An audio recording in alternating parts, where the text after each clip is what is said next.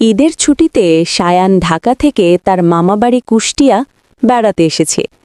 মামাতো বোন রিয়ার সাথে বিকেলবেলা বাড়ির পাশে আমবাগানে বসে গল্প করছে।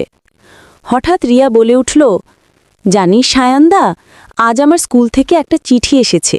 আমাদের স্কুল থেকে পশ্চিমবঙ্গের একটা স্কুলের সাথে একটা সাংস্কৃতিক বিনিময় অনুষ্ঠান হবে। আমরা ওপার বাংলায় যাব।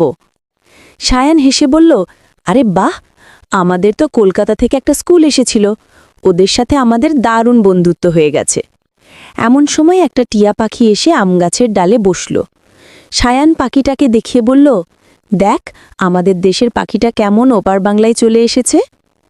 রিয়া হেসে বলল, পাখিদের কোনো কাটা তার হয় না সায়ানদা, আমাদেরও হবে না। সায়ান মুচকি হেসে রিয়ার কথাটার সাথে একমত পোষণ করল। তাদের বন্ধুত্ব আর পাখির ডানা যেন একসঙ্গে উড়ছে সীমান্তের কাঁটাতার পেরিয়ে।